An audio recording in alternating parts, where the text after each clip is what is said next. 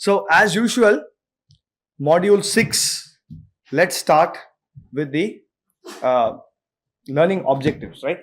Adders and multipliers. So this forms the heart of your ALU. So whatever we did till now is is a build up in order to apply those concepts and optimize this particular module. The ALU that we build in a microprocessor has all its components coming from these concepts, adders and multipliers in general, right? If you want to do convolution, then you have to do multiply accumulate, right? You want to do any other operation, this multiply accumulate is a very common thing. So typically the addition, and that is the accumulation, and the multiplication are operations that have been studied very, very extensively in the literature. Various architectures have been invented in order to reduce the delay. Every picosecond that you gain from optimizing the multiply accumulate operation or the accumulator in general will give you significant savings in the performance of the microprocessor, right? So therefore you will find various architectures that squeeze every single picosecond out of this operation, and that's what we are going to study in this particular module. What are the learning objectives, right? So first is you have to be able to design a full adder with the least PMOS stack size using self-duality principle. This we already saw a glimpse of in the earlier thing where I showed you the mirroring circuit, right? So this is something we have to be able to do. Construct adder architectures to reduce the delay from O of n to O of root n to O of log n, right? O of log n is going to be achievable only through something known as the carry lookout adder, which I am not going to cover here. It's a self-study part and you will have to implement it in the project. So please go look at it, study it on your own and implement that circuit and show it in your project, right? Then you should be able to draw timing diagrams to show signal propagation of various adders, right? What a timing diagram in the sense you have to show the arrival times at various points in the circuit and how and the optimization of the architecture is going to happen in order to sort of save or not waste the arrival times that you see there, okay? Then you should be able to design an array multiplier for both signed and unsigned multiplication. So we'll also look at unsigned multiplication where the numbers will be represented in 2's complement form, right? So we look at the math behind the 2's complement multiplication. Then we'll see how an unsigned multiplier can be converted to a signed multiplier with very minimal modifications and the math behind it so that it is consistent, right? Then you should be able to optimize the array multiplier using the inverting property of a full adder, right? I'll deal with this today. Booth encoding, again, I really don't know if I'll have time, okay? If I'm running out of time, I may not cover it this time, but it's not too complicated for you to go and figure it out on your own as well, okay? Then design and implement a multiplier based on booth encoding algorithm. So last two things, depending on time, I'll see if I can cover it or not, okay? So, okay, great. So let's start with the concept of an adder, and I want to look at a full adder directly. So a full adder is a block that takes 3 inputs, A, B, full adder, right? And it takes a carry in and gives out a carry out. And of course, it also gives you a sum. Okay? So let's put down the truth table of these signals. Sum, carry out. 0, 0, 1, 0, 1, 0.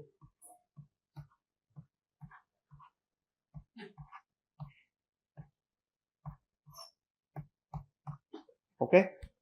So what is the sum? It's essentially just A XOR B XOR C, right? So this is basically 0, 1, 1, 0. So if there are even number of ones, you get 0, right? And if it's odd number of ones, you get 1. 1, 0, 0, 1. What about carry out? 0. Essentially the carry out is you're adding the two numbers. If you have 1 and 1, right? If you have more than 2 ones, or if you have 2 or more ones, then your carry out, you have to take it to the next bit, right? That's like just like you do in decimal numbers. Only if the number goes beyond 9, you do it there. Here you do it if the number goes beyond 1. So therefore this will be 0, 0, 0. There are 2 ones here. You get 1. Again 0, 1, 1 and 1. Okay. There are certain other intermediate signals that are also very useful, and we will look at them. Okay. So let us look at what happens to the carry in, okay, in certain cases. So let us say that my carry in is 0 or 1, but my inputs are 0, 0. What happens to the carry out in that case? 0, 0, right? It means that irrespective of the input carry, the output is just killing the carry, right? The carry is just gone because the inputs are basically 0, 0. So this is what we are going to call kill, okay, K. Now what happens if the input, any one of them, A or B, happens to be 1, right? That is basically if you see these cases. Okay, this is, let me put this here, sorry, in black, it is kill, right? Or delete. Delete. Okay, so I'll call this D. So what happens in the case of the blue arrows, where any one bit A or B happens to be 1, what happens to the carry out? Carry out equal to carry in, right? This is nothing but, let me write this here again slightly differently. This is 0, 0. This is C in, right? Therefore, this is nothing but propagate. The carry is simply being propagated from input to output. Okay.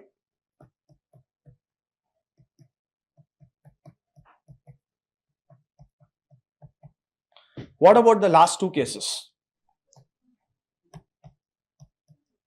If both A and B happen to be 1, irrespective of what the carry in is, carry out is being generated. It means those two bits are simply going to generate a carry irrespective of what the input carry is. So therefore this is called generate, right? This is basically 1, 1. So therefore I can now define some intermediate signals: delete, propagate and generate. What is the logic function for delete? A bar, A bar, B bar. What is propagate? A XOR B. Any one bit happens to be 1, it goes. Okay. A XOR B. What is generate? AB. Okay. Key thing to note is none of these signals are functions of C in. Okay, so we'll see why we are even looking at that case. Why is A and B being treated differently from carry in? For that, we have to look at what we want to do in practice. In practice, we want to take this full adder and use it so that we can compute the addition of n bits at a time. So A and B are now going to be n bit vectors. A is some A of 0 to n minus 1 and B is B of 0 to n minus 1. I want to now get the sum equal to A plus B. This is not the logical OR, This is the summation, right? I want to create the sum of this and get the carry out also, because if there's an overflow, then I need to set that bit as well. So what do? You take this full adder that we created and cascade them one after the other.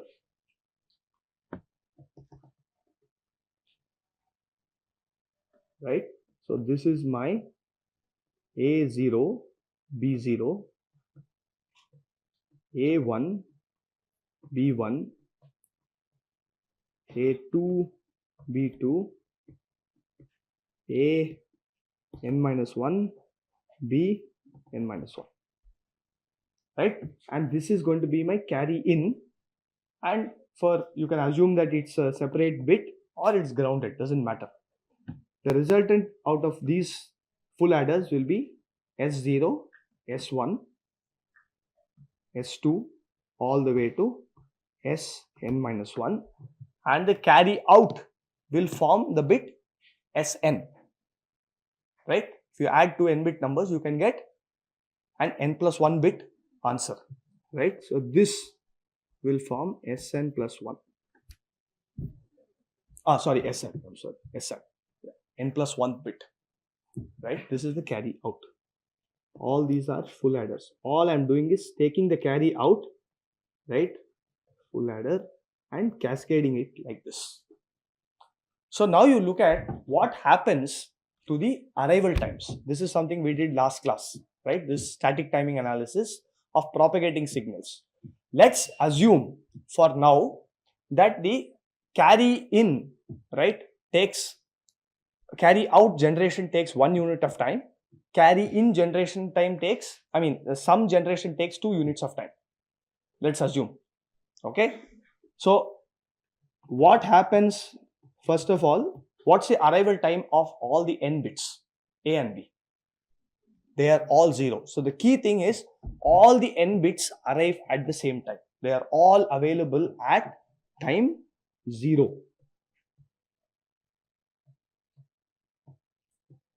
Right? Carry in also, let's assume it's available at 0.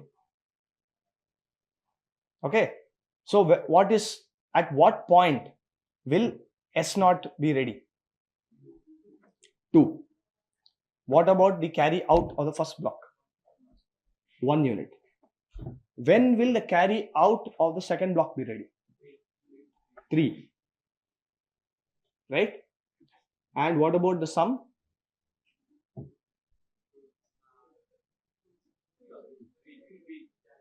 1 plus.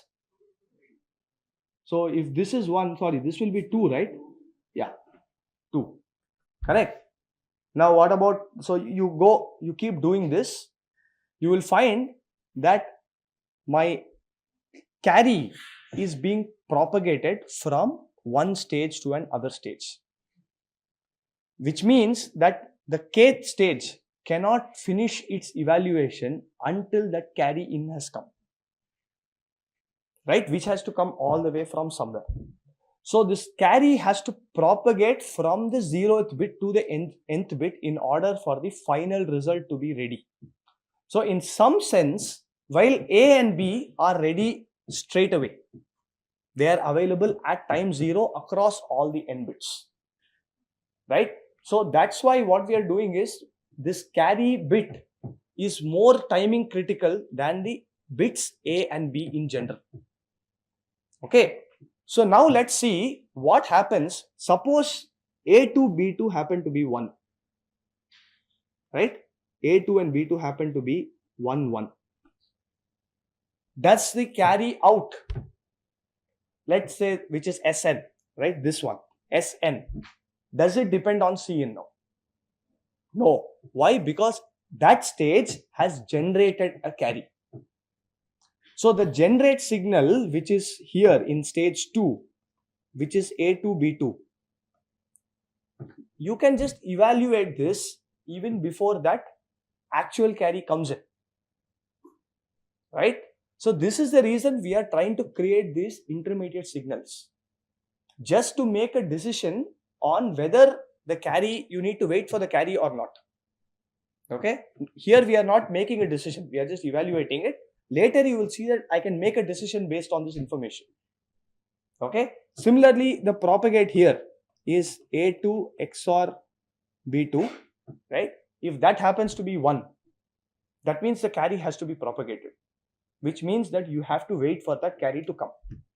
On the other hand, if G happens to be 1, then I can say that this from this stage onwards, everything can just evaluate with that generate signal. I don't have to wait for the carry in. This is the idea, the intuition behind creating these intermediate signals: generate, propagate, and delete. Of course, if A and B and happen to be 0, 0, what happens to the SN? Obviously, it's 0. It has simply killed the carry. It doesn't have to wait for C in to propagate all the way, right? So first thing is, what is the critical path delay of this circuit?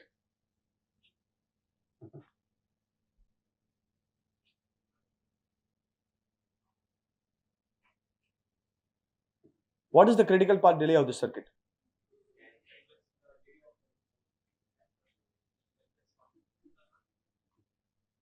So is it Sn or is it Sn minus 1?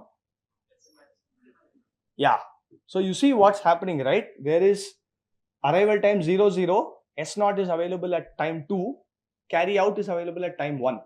So that sum takes one more unit. Okay. But the idea is, while S1 is being generated, you propagate the second carry out into the next stage. That's why it is important to generate the carry before the sum. So we said that assume the carry out generation time is 1 unit and the sum generation is 2 units.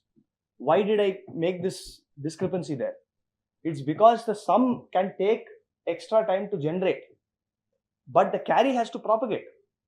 So while this carry is propagating from this stage, this sum is being evaluated in parallel.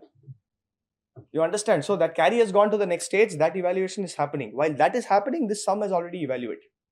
So it's okay to delay the sum a little bit, but propagate the carry as soon as possible. Because that is what the sum is not going to hold up the next stage's evaluation. The carry will. Right? So I'm saying it's sort of a deadlock argument. Unless I tell you why I gave you this 1 and 2, you cannot argue this critical path correctly. So I'm just trying to resolve that deadlock. The carry is more important than the sum because that is propagating, sum is not propagating, and therefore it's okay to delay the sum in general. Okay, so it is okay to delay sum generation. Okay, so the maximum arrival time is obviously going to be for this particular bit. Now what is it going to depend on? Which arrival time is that going to be dependent on? You have an minus 1, bn minus 1 and the carry in. Obviously this is going to be the max arrival time. Then this will be the max arrival time. So the critical path will basically be like this. Right? So if you look at the delay of a ripple adder,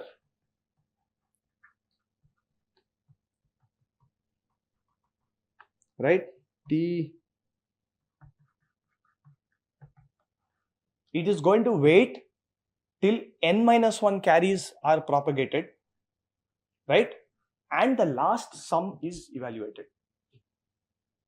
What I'm saying is Sn will get generated before Sn minus 1 because of the way we have designed the adder. Carry comes before the sum, right? So this is n minus 1 times t carry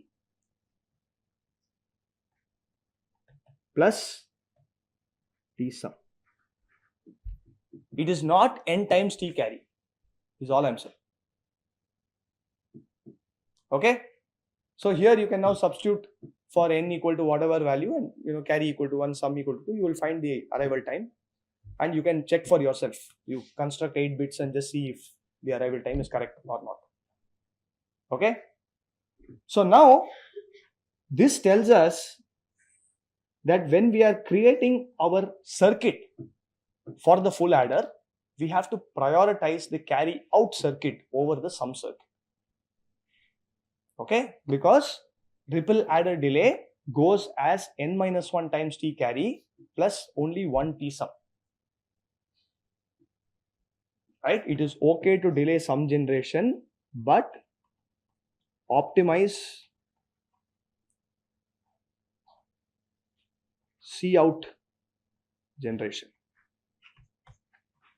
That's the key conclusion that we come to after this quick analysis. Right?